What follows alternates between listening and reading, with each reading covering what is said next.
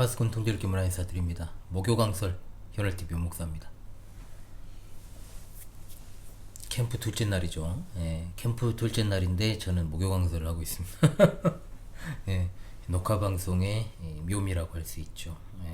미리 예측하면서 오늘은 창세기 40장 1절로 23절의 말씀 본문으로 목요강설 진행하겠습니다. 먼저 창세기 40장 1절로 23절을 제가 낭독하겠습니다. 그 후에 애굽 왕의 술 맡은 자와 떡 굽는 자가 그들의 주인 애굽 왕에게 범죄한지라 바로가 그 두 관원장 곧 술 맡은 관원장과 떡 굽는 관원장에게 도하여 그들을 친위 대장의 집안에 있는 옥에 가두니 곧 요셉이 갇힌 곳이라. 친위 대장이 요셉에게 그들을 수종들게 하매 요셉이 그들을 섬겼더라. 그들이 갇힌 지 여러 날이라. 옥에 갇힌 애굽 왕의 술 맡은 자와 떡 굽는 자 두 사람이 하룻밤에 꿈을 꾸니 각기 그 내용이 다르더라. 아침에 요셉이 들어가 보니 그들에게 근심의 빛이 있는지라. 요셉이 그 주인의 집에 자기와 함께 갇힌 바로의 신하들에게 묻되 어찌하여 오늘 당신들의 얼굴에 근심의 빛이 있나이까. 그들이 그에게 이르되 우리가 꿈을 꾸었으나 이를 해석할 자가 없도다. 요셉이 그들에게 이르되 해석은 하나님께 있지 아니하니까 청하건대 내게 이르소서. 술 맡은 관원장이 그의 꿈을 요셉에게 말하 이르되 내가 꿈에 보니 내 앞에 포도나무가 있는데 그 나무가 세 가지가 있고 싹이 나서 꽃이 피고 포도송이가 익었고 내 손에 바로의 잔이 있기로 내가 포도를 따서 그 즙을 바로의 잔에 짜서 그 잔을 바로의 손에 들여놓으라. 요셉이 그에게 이르되 그 해석이 이러하니 세 가지는 사흘이라. 지금부터 사흘 안에 바로가 당신의 머리를 들고 당신의 전직을 회복시키리니 당신이 그 전에 술 맡은 자가 되었을 때 하던 것 같이 바로의 잔을 그의 손에 드리게 되리이다. 당신이 잘 되시거든 나를 생각하고 내게 은혜를 베풀어서 내 사정을 바로에게 아뢰어 이 집에서 나를 건져주소서. 나는 히브리 땅에서 끌려온 자요 여기서도 옥에 갇힐 일은 행하지 아니하였나이다. 떡 굽는 관원장이 그 해석이 좋은 것을 보고 요셉에게 이르되 나도 꿈에 보니 흰떡 세 광주리가 내 머리 위에 있고 맨 윗 광주리에 바로를 위하여 만든 각종 군 음식이 있는데 새들이 내 머리의 광주리에서 그것을 먹더라. 요셉이 대답하여 이르되 그 해석은 이러하니 새 광주리는 사흘이라. 지금부터 사흘 안에 바로가 당신의 머리를 들고 당신을 나무에 달리니 새들이 당신의 고기를 뜯어먹으리이다 하더니 제3일은 바로의 생일이라. 바로가 그의 모든 신하를 위하여 잔치를 베풀 때 술 맡은 관원장과 떡 굽는 관원장에게 그의 신하들 중에 머리를 들게 하니라. 바로의 술 맡은 관원장은 전직을 회복하며 그가 잔을 바로의 손에 받들어 드렸고 떡 굽는 관원장은 매달리니 요셉이 그들에게 해석함과 같이 되었으나 술 맡은 관원장이 요셉을 기억하지 못하고 그를 잊었더라. 아멘. 요셉이 억울하게 이집트 왕실 친위대장 집에 있는 옥에 갇혔죠. 그로부터 상당한 시간이 흘렀습니다. 39장에서 40장 이어지는 부분이 짧게 그 후에 라고는 말로 처리되어 있지만 꽤 오랜 시간이 흘렀을 것입니다. 일단 오늘 본문의 사건이 있고 나서 바로 앞에 설 때가 30세니까 현재 28세니까요. 17세 애굽으로 팔려온 요셉이 보디발의 집에서 신임을 얻어서 가정 총무가 되고 그 이후에 아내의 유혹으로 인하여 누명을 쓰고 옥에 갇힌 그 시간들 아내의 역습으로 이어지는 총합해 보면 이 감옥에 있던 시간이 상당히 이제 오래된 겁니다.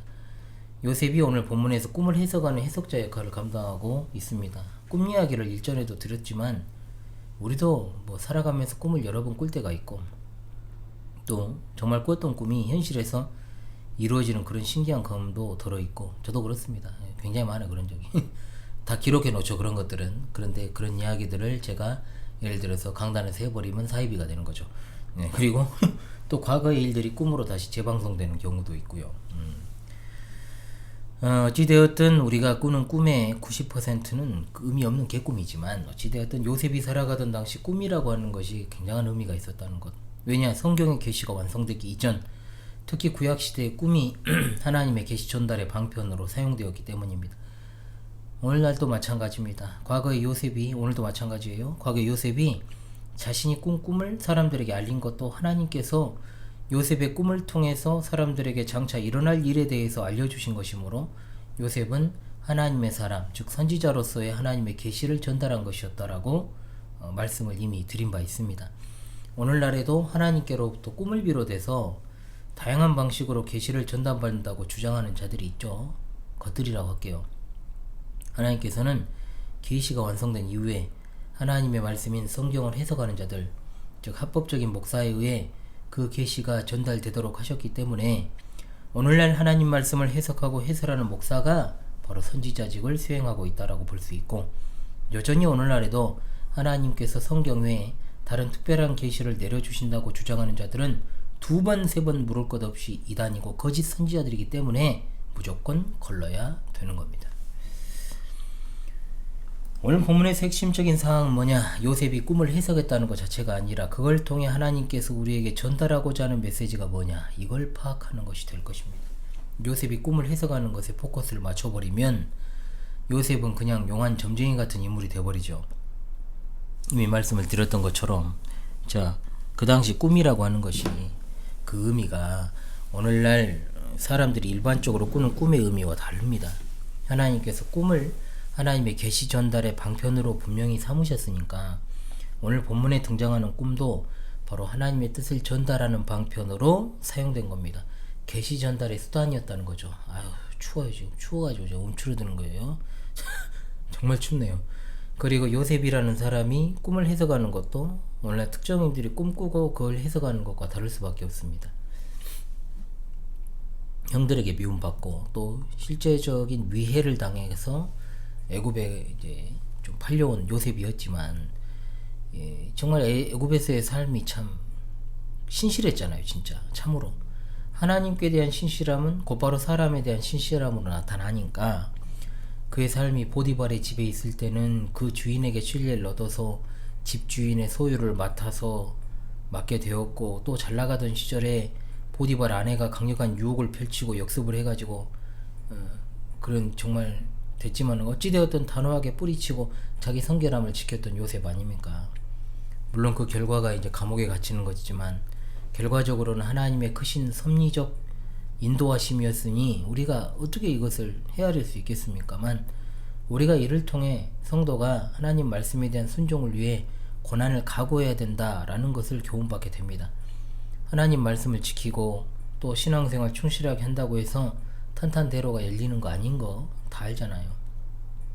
특히 요셉의 삶을 통해 잘 드러나고 또 예수님의 제자들의 삶이 그걸 증명하지 않습니까? 요셉이 감옥에 갇히고 많은 시간이 흘렀습니다. 왕실의 죄수들을 가두는 곳, 즉 국사범들을 가두는 곳이니까 경비도 삼엄하고 얼마나 철통 같은 곳이었겠어요?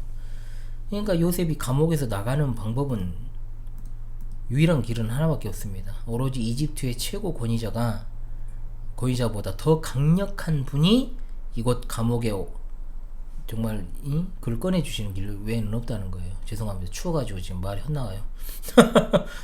그래서 요셉이 늘 그랬던 것처럼 하나님밖에 꺼내줄 사람 없다는 거예요. 꺼내줄 분이. 그래서 이곳 감옥에 와서도 하나님께 신실했고요. 진짜 사람들에게 신실하고, 그래서 그가 간수장에게 신임을 얻어서 옥에서도 감옥의 재반 모든 사물을 처리하는 사람이 된 거죠. 그러나 여전히 그는 옥중에 매인 몸이었습니다. 성도가 어디든 가장 중요한 게 하나님이 그와 함께 하신다는 사실이죠. 하나님께서 늘 요셉과 함께 하십니다. 요셉의 삶을 통해 우리가 다시금 생각을 해야 될 것, 성도가 어디에 사는가가 중요한 게 아니라 하나님께서 그와 함께 하심으로 어떻게 살아가야 되는가가 중요하다는 겁니다. 어차피 이 땅에서의 삶은 유한합니다. 아무리 이곳에서 정말 대골보다 더 큰 집에서 짓고 산다고 해도 정말 육신의 장막에 거할 때 잠시 잠깐 거쳐가는 텐트에 불과할 뿐이에요.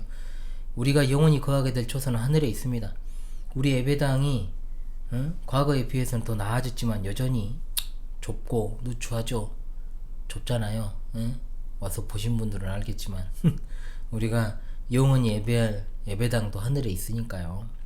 이 사실 우리가 이 지상의 삶을 살아가면서도 늘 바르게 인식하며 살아간다면 우리가 어디에 사는가가 아니라 어떻게 살아가는가, 그리고 하나님이 나와 함께 하신다, 이 사실을 가지고 살아가는 게 얼마나 중요한가, 이걸 깨닫게 되는 겁니다. 이런 측면에서 우리가 살아가면서 너무나 빈번하게 환경 탓하는 경우가 많다는 거죠. 잘 생각을 해보면 지금 내가 처한 환경은 내가 지금껏 살아온 결과물입니다. 나의 인생 가운데 여러 번의 선택에 의해 오늘의 내가 있고 내가 처한 환경이 있습니다. 절대로 성도는 남 탓하고 환경 탓하면 안 되는 거예요. 사실은 하나님은 확실하게 뿌린 대로 거둔다는 걸 정말 그의 사랑하시는 자녀들에게 유감없이 나타내십니다. 사람에게 있어 최악이 뭘까요? 내가 이만큼을 누릴 만한 역량도 없고 노력도 안 했는데 그 이상을 누리게 되는 것보다 인간에게 더 독이 되는 일이 없어요. 응? 요즘 같은 시대 진짜 한순간에 뜨고 한순간에 손이 날아간다 그러잖아요. 그런 사람들이 많아요. 응? 몇 명 막 얼굴이 떠오르네요. 이런 사람들. 처음부터 좀 문제가 터질 것 같은 사람들이 있어요. 그런데 너무 많이 떠요. 그러면 정말 거짓말처럼 진짜 완전히 그냥 망하더라고요. 자, 그래서 몇몇 그런 사람들이 있었는데 제가 실명을 거론하고 싶진 않고요. 솔직히 말하면 그 중에서 어떤 이는 저보다 역사에 대한 깊은 인식 수준이 없는, 정말로 부모 잘 만나가지고 일개 학원 강사를 하던 자가 방송에 나와서 마치 전문 역사가인 것처럼 연기하던 인간이 있죠. 진짜로 연기학과를 나왔더라고요. 근데 그냥 소위 셀럽이라든지 인플루언서라는 말 참 많이 쓰는데, 대중은 무지몽매하고 선동에 취약하고 순간 확 또 불 끓어오르다가도 양은 냄비처럼 식어버리잖아요. 그러다가 또 이제 화풀이 할 데 없으면 그냥 막 진짜 자살할 때까지 막 몰아붙이고 막 그러잖아. 대중의 수준이 그래요. 그러니까 대중이 인기 받는 것은 독인 거죠, 사실은. 왜 그런 일이 있을까? 일단은 기본적으로 그 인기가 자기가 노력한 만큼의 성취물로 얻은 게 아니고 거짓과 위선과 선동과 그리고 적당한 어떤 특정 권력의 비호 아래 그걸 성취하게 된 것이기 때문에 언젠가는 미천이 다 드러나고 바닥이 드러나고 민낯이 만천하에 공개되고 그의 과거의 어떤 비위 사실들이 그냥 기다렸다는 듯이 그냥 터져 나오게 되는 겁니다. 하나님께서 이 세상을 일반적인 섭리와 특별한 섭리로 다스리시는데, 인과응보라는 하나의 질서는 하나님께서 일반적인 섭리로 다스리실 때 사용하는 방법이에요. 사람은 반드시 뿌린 대로 거둡니다. 그래서 안 믿는 사람들이 이런 말을 해요. 운수 총량의 법칙이라 그래요. 또는 재수 총량의 법칙이라 그럽니다. 초년에 자기가 쓸 것 다 써버리면은 나중에는 골로 가더라는 거죠. 그래서 세상 사람들이 말하는 재수 총량의 법칙입니다.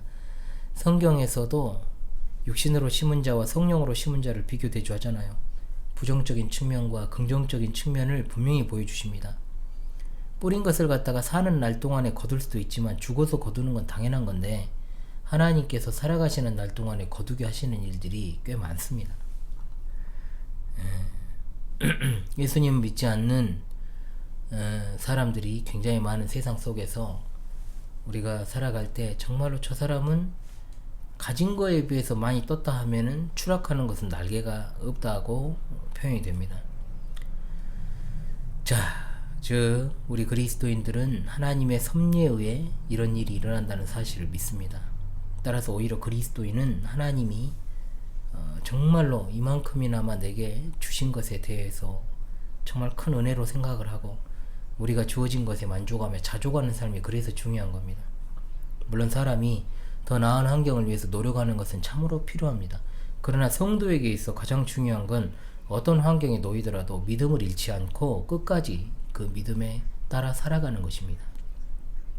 하나님께서 요셉을 감옥에서 구원하시는 방법은 바로 꿈을 해석하는 일로부터였죠. 꿈과는 때려야 뗄 수 없는 사람임이 여기서도 또 증명이 됩니다. 일찍부터 꿈을 자주 꿨잖아요. 꿈 때문에 사실 오늘의 옥살이가 시작되었다고 해도 과언이 아니죠. 꿈 때문에 형제들한테 미움받았고 결국 이집트로 팔려왔으니까요. 형제들을 조롱하는 차원에서 뭐라겠습니까? 요셉을 꿈꾸는 자라 그랬잖아요. 그러나 요셉이 꿈을 꾼 건 그가 하나님의 선지자이기 때문에 꿈이었어요.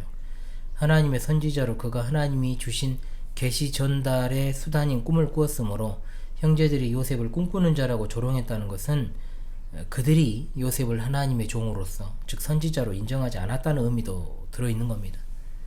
요셉이 선지자인 건 이미 설명을 드렸던 것처럼 사도행전에 나오는 스데반의 설교에도 잘 드러납니다. 역사적 사실을 들어서 이스라엘 백성들이 하나님을 갖다가 하나님의 선지자들을 계속해서 핍박하고 박해했잖아요. 먼저는 요셉이고 그 다음으로 모세고 최종적으로 예수님, 즉 하나님께서 야곱 가정에 선지자를 보내셨는데 그들은 선지자를 인정하지 않고 핍박했고 죽이려 했고 팔아버렸다. 그러나 하나님께서는 그 선지자를 애굽의 총리로 삼으시고 그들을 구원하셨다는 것. 이후에 모세로 대표되는 모든 선지자의 삶이 그랬고 또 최종적으로 우리 주 예수 그리스도께서 그러셨잖아요. 하나님께서 정말 말씀 그 자체이신 예수님을 세상에 보내셨지만 선지자 중에 선지자이신 예수님의 말씀을 사람들이 들은 척도 안 하고 또 결국 십자가에 못 박아 죽인 것도 그들이잖아요. 그럼에도 하나님께서는 죽은 자 가운데서 예수 그리스도를 건져내시고 만왕의 왕 만주의 주로 세우셨습니다. 오늘날에도 여전히 예수 그리스도를 하나님이 보내신 선지자, 왕, 제사장으로 믿지 않는 자들이 예수님을 대적하고 있습니다.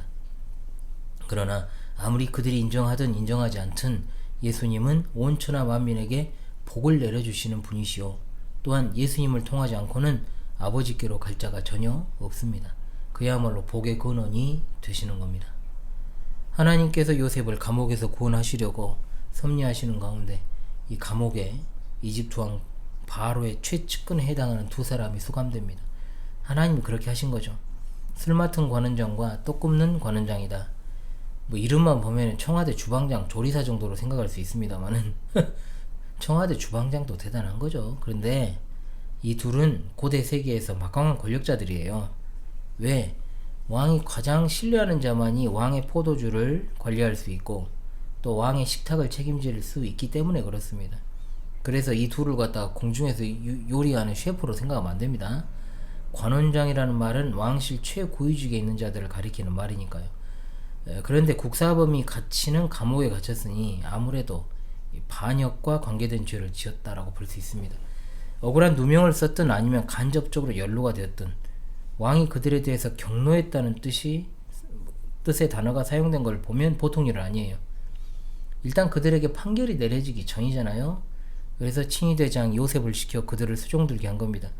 간만에 또 보디발이 또 등장하죠. 뜻하지 않게 요셉을 감옥에 가두긴 했어도 여전히 보디발이 요셉을 신뢰하고 있다는 것을 알 수 있는 대목이에요. 그리고 분명 말했잖아요. 보디발도 요셉의 결백을 알고 있었겠지만 자신의 지위와 아내의 평판을 고려하지 않을 수 없었을 것이다. 이를 통해 요셉은 보디발에 이어서 또 이집트 최고위층 인사를 대면할 기회를 얻게 된 것입니다. 이것은 그냥 지나가다 로또 사서 맞은 게 아니에요. 요셉이 늘 하나님께 대해서 사람에 대해서 신실한 삶을 살아왔기 때문에 하나님이 그로 하여금 형통하게 하신 겁니다. 옥에 갇혀 그냥 세워라 내워라 하고 살았다면 요셉이 그야말로 절망 가운데 삶을 마치게 되었을지도 모르죠. 하나님이 그 뜻을 이 두 관원장의 꿈을 통해 알려주셨습니다. 자신들의 맡은 직임에 맞게 포도나무 3가지와 떡광주리 3개가 등장을 하죠. 누가 봐도 심상치 않은 꿈이에요. 또 이 두 사람은 이 꿈이 개꿈이 아니구나. 자신들의 신병과 관련한 심상치 않은 꿈이구나. 이 직감을 한 겁니다. 그러니까 근심을 했죠. 요셉이 그들에게 딱 보니까 근심의 빛이 있는 것을 보고 묻습니다. 그러자 그들이 대답합니다. 우리가 꿈을 꾸었지만 해석할 자가 없다. 감옥에 있지만 그래도 유력자니까 사람들 족촉해가지고 해몽을 요청했다고 볼 수도 있어요. 그렇지만 그것을 제대로 해석하는 이가 없습니다. 왜? 그 꿈은 누가 꾸게 한 건데요? 여호와 하나님께서 꾸게 하신 꿈이니까 하나님의 사람이 아니면 하나님의 선지자가 아니면 그 꿈을 해석할 수가 없습니다. 그래서 요셉의 대답이 중요한 거죠. 뭐라고? 해석은 하나님께 있습니다. 그러니 내게 말해 주십시오. 요셉은 자기 신분을 알아요. 꿈의 해석은 하나님께 있다면 당연히 요즘식으로 이야기하면 자, 하나님께 기도하고 이 꿈의 해석을 살펴보도록 합시다. 파악해보도록 할까요? 이런 식으로 나오겠지만 요셉은 그냥 말해요. 자기한테 말해라. 내가 하나님이다 이 말이 아니고 내가 하나님의 사람이다. 하나님의 뜻을 사람들에게 전달하는 선지자다. 그러니까 내게 말하면 하나님께서 나를 통해서 나란 스피커를 통해서 그 해석을 들려주실 것이다. 이 당시 요셉의 나이가 28세 17세에 애굽 땅으로 팔려와 11년이라는 시간이 흘렀지만 자기 정체성을 전혀 안 잃었잖아요. 하나님의 종으로 하나님의 뜻을 전달받아 사람들에게 계시하는 자기 직분과 직무도 잃어버리지 않았습니다. 진짜 이러지 않잖아요. 같은 아버지를 둔 형제들은 자기를 통해 말씀하시는 하나님의 계시 들은 채도 안 하고 오히려 그것을 계기로 죽이려 했고, 또 이곳 이집트라는 이방 땅에서 그냥 평범한 사람도 아니고 최고위층에 있던 권력자들이 요셉을 선지자로 인정하며 꿈을 이야기하잖아요. 예수님의 말씀 가운데 선지자들이 고향에서 환영문을 못 받는다고 한 것도 요셉에게 또 적용이 되는 겁니다. 늘 하나님의 계시의 역사 가운데 이스라엘이 하나님의 메시지를 거절했을 때 다른 이방인들에게 전해지는 역사가 아주 중요한 구약 성경의 메시지 중에 하나죠. 요셉의 해석입니다. 세 가지와 세 광주리는 3일을 의미한다. 이건 그 꿈이 곧 실현될 것이다. 3일 뒤는 바로의 생일이니까 국가적 축제가 있습니다. 그때 바로는 술 맡은 관원장을 특별 사면할 것이고 떡 굽는 관원장은 처형하게 됩니다. 3일 후에 이 해석이 그대로 실행이 됩니다. 실현되었고 이를 통해 요셉이 하나님의 사람이라는 게 그대로 드러나죠. 자, 이제 뭐 해야 됩니까? 술 맡은 관원장이 복직해가지고 바로에게 요셉 이야기 잘 해줘가지고 석방이 돼야 되잖아, 요셉이. 그런데 안타깝게도 술 맡은 관원장이 요셉을 기억하지 못하고 잊어버렸어요. 그러니까 요셉이 분명히 말했습니다. 술 맡은 관원장에게 옥에서 나가면 내가 이곳에 나가게 해달라. 성경에 나오진 않지만 술 맡은 관원장이 반드시 내가 그렇게 하겠다고 말했을 거예요. 그래서 요셉도 하나님께서 이 일을 통해서 나를 구원하시겠구나, 정말 감사하다 생각하고 자, 석방 기다린다 하고 있었을 텐데 기다려도 소식이 안 들려요. 세상에나 만상에나 2년의 시간이 흘러버립니다. 하나님의 구원 사역이 우리가 생각하는 대로 팍팍 진행이 될 것 같아도 요셉은 17세 때 노예로 이집트로 끌려온 일에 11년이 지나고 또 2년이 지나가지고 13년 만에 구원의 큰일을 행하신 하나님의 귀한 뜻을 보게 됩니다. 요셉을 통해 술 맡은 관원장은 자기가 어떻게 될지를 몰랐지만 정작 그 꿈을 해석해서 그들의 앞니로 알려준 요셉은 자기 미래를 모르죠. 이것이 바로 하나님의 선지자 모습 아니겠습니까? 요셉이 이를 통해 무죄 방면을 간절히 갈망했겠지만 하나님의 뜻은 2년 후에 요셉이 30세가 되던 해 이집트 왕 바로 앞에 직접 대면하여 그로 하여금 하나님의 놀라운 구원의 역사를 진행하시려는 뜻이 있으셨기 때문이죠. 하나님의 사람 선지자 요셉이 당시 하나님의 계시의 전달 수단이었던 꿈을 해석하는 일을 통해 우리가 이 시대 하나님의 말씀 사역을 되돌아볼 수 있게 됩니다. 이 당시 꿈은 하나님의 계시 전달의 중요한 방편이었습니다. 따라서 요셉이 일찍이 꿈을 꾸는 것과 또 꿈을 해석하는 일들은 모두가 다 하나님의 종으로 그가 맡은 선지자로서의 직무였다라고 하는 것이죠. 오늘날 우리가 꿈으로 하나님의 계시를 전달받지는 않습니다. 이미 완성된 신구약 성경 66권은 최종적인 하나님의 자기 계시로 우리는 매 주일 이 시대 하나님 말씀을 맡은 종인 목사의 강서를 통해 성경 메시지를 전달받고 또 적용하며 살아가게 되는 거죠. 꿈에 대한 해석이 하나님께 있는 것처럼 성경에 대한 해석도 하나님께 달려 있습니다. 성경 해석은 사람이 하는 게 아니고 성경의 원저자이신 성령 하나님께서 하시는 사역입니다. 하나님 말씀을 맡아 전달하는 목사에게 말씀을 조명하시고 이 말씀을 먼저 받아 성령의 조명 아래 해석한 선배 목사들의 주석과 해설을 통해 도움을 받고 또 성도들은 내주하시는 성령의 능력으로 말미암아 하나님 말씀을 분별하여 깨달을 수 있게 되는 겁니다. 성령의 역사가 아니면 우리가 하나님 말씀을 들을 수도 없고 이해할 수도 없습니다. 귀 있는 자가 듣는다고 하는 말씀은 육체적 귀가 아니라 그 안에 성령께서 내주하시는 성도들의 영적인 귀를 말하는 겁니다. 따라서 오늘날 성경을 임의로 해석하거나 또는 성령님을 함부로 정말 들먹거리면서 자신에게 새로운 계시를 주신다거나 또는 꿈이나 환상으로 계시를 열어주신다고 하거나 또는 자신의 해석이 곧 진리라는 식의 태도는 이단과 사이비의 첩경이고 실제로 이단이고 또 사이비고 또 이런 사람들을 멀리하는 게 성도의 지혜요 자세이며 본분이고 또 이런 자들을 능히 분별하지 못하고 미혹되는 것도 성도로서 결격 사유입니다. 이 시대 거짓 교사에 의한 거짓된 가르침이 넘치는데 성경에 대한 기본 이해도 없는 자들을 교사랍시고 신봉하고 추종하는 것이 얼마나 위험한 일인가, 또 어리석은 행위인가. 사람 너무 의지하지 말고 사람 너무 따라가지 마세요.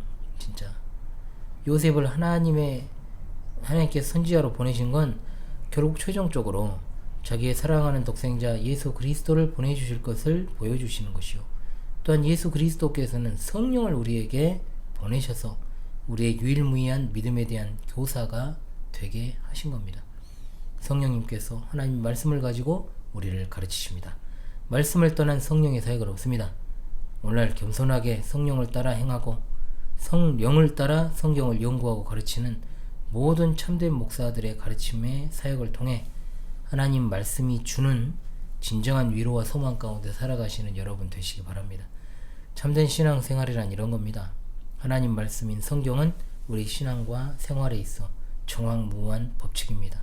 이 성경의 충분성을 다시금 생각하고 믿으며 이 시대 성경 교사로 부르심 받은 목사와 더불어 신실하게 하나님을 섬기시는 여러분 되시기를 바랍니다. 우리 주님 곧 오십니다. 할렐루야. 아멘. 198장 찬송하고 목요 강설을 마치겠습니다. 198장 찬송하며 목요 강설을 마칩니다. 주 예수 해변서 떡을 떼사 무리를 먹여 주심같이 영생의 양식을 나에게도 풍족히 나누어 주옵소서. 생명의 말씀인 나의 주여 목말라 주님을 찾나이다. 해변서 무리를 먹임같이 갈급한 내 심령 채우소서. 내 주여 진리의 말씀으로 사슬에 얽매인 날 푸시사 내 맘의 평화를 누리도록